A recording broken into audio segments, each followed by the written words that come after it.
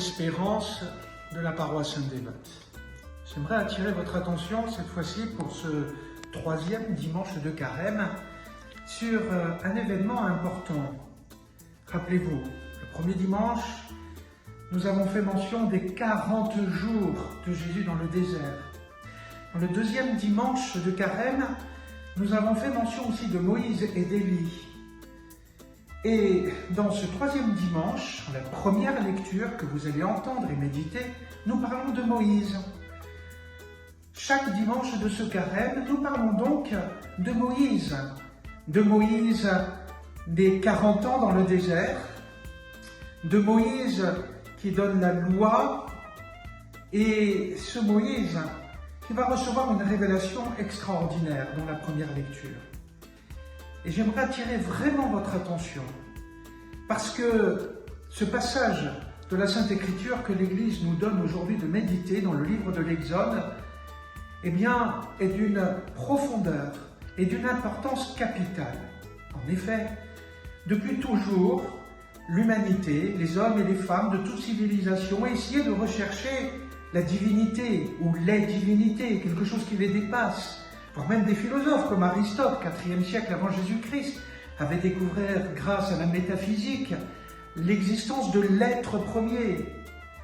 Mais autre de savoir qu'il existe, autre est de savoir qui il est. Et j'aime raconter aux enfants, imaginez que vous croisez chaque matin, en allant au travail, la même personne que vous ne connaissez pas, mais vous la croisez toujours. Vous savez qu'elle existe, vous savez comment elle est extérieurement. Pour autant, vous ne la connaissez pas. Que faut-il pour la connaître? Eh bien, s'arrêter. Et qu'elle se fasse connaître, qu'elle parle elle-même, que vous partagiez quelque chose ensemble. Eh bien, c'est ce qui se passe pour Dieu. Avec Abraham, Isaac et Jacob, Dieu se révèle déjà.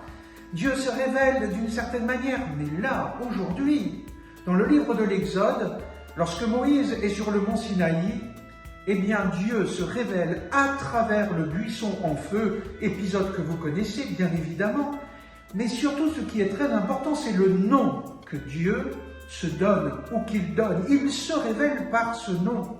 Il n'est pas simplement l'être, le grand architecte du monde entier. Non, il est tout simplement « je suis ». Il est quelqu'un de personnel.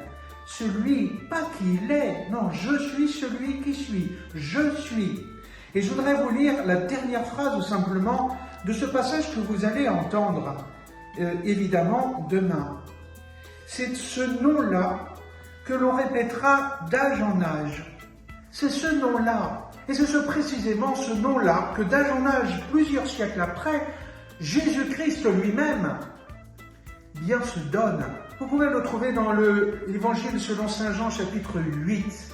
Dans l'Évangile selon saint Jean, chapitre 8, après une controverse et un dialogue, Jésus profite de cette discussion pour révéler qui il est, comme Dieu au buisson ardent. Il dit avant Abraham, « Je suis ».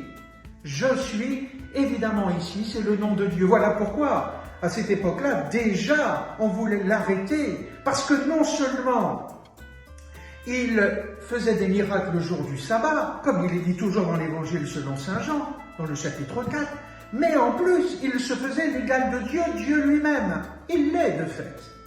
Ainsi, j'attire votre attention sur cet épisode important, très important, qui fonde notre foi. Je suis. Quand je fais ma prière, eh bien, je ne parle pas à quelqu'un dans le vague. Non, il est. Je suis. Rappelez-vous aussi à la fin de l'Évangile, lorsque Jésus, avant de monter au ciel, dit « Je suis avec vous tous les jours jusqu'à la fin du monde ». Ce n'est pas pour rien qu'avec la Samaritaine, lorsqu'il y a cette fameuse discussion avec cette femme qui symbolise l'humanité entière, voire même l'Église, il dit tout simplement « Viennent les vrais adorateurs en esprit et en vérité ». Car Dieu est esprit, et c'est en esprit et en vérité qu'ils l'adoreront. À nous donc, nous chrétiens, enfants de ce Dieu, enfants de « je suis », et bien de pouvoir contempler un peu plus cette présence. Cela fonde évidemment notre espérance. Avec l'évangile d'aujourd'hui, bien évidemment, nous sommes invités à la conversion. avec la vertu théologale de la foi, nourrie par cette vérité révélée par Dieu lui-même dans l'Ancien Testament, comme Jésus-Christ dans le Nouveau Testament, nous sommes invités à nous convertir, à faire de cet arbre qui est notre personne, notre vie, des arbres qui portent davantage de fruits. Voilà notre espérance. Elle ne vient pas du ciel et d'une espérance totalement passive. Non, elle est active, cette espérance. Nous devons nous bouger pour faire en sorte de nous convertir. Se convertir, c'est d'abord se tourner vers Dieu. Rappelez-vous les 10 commandements. Le premier commandement, c'est « Tu adoreras Dieu seul et tu l'aimeras plus que tout ». Comment j'adore en esprit et en vérité? Pourquoi je l'aime? Qui il est, ce Dieu? Pour que je l'aime à ce point et que je lui puisse me faire confiance. Ainsi naîtra bien évidemment la troisième vertu théologale, qui est la charité, tout simplement. Voilà pourquoi nous sommes invités à contempler ce Dieu tel qu'il est et non pas tel que nous voudrions qu'il se fasse. Dieu, Esprit, Dieu se fait homme en Jésus-Christ.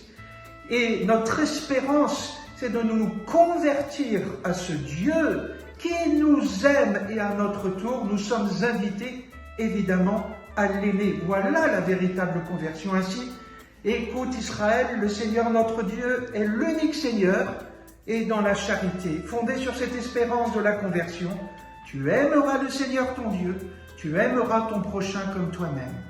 Je vous invite particulièrement à relire aussi l'Évangile selon saint Luc chapitre 1, l'Annonciation, puisque le 25 mars, nous allons célébrer l'Annonciation. Cette femme digne héritière de la révélation faite à Moïse, cette femme qui prépare notre foi, notre espérance et notre amour, notre charité pour devenir des enfants de Dieu grâce à cette mère très aimante.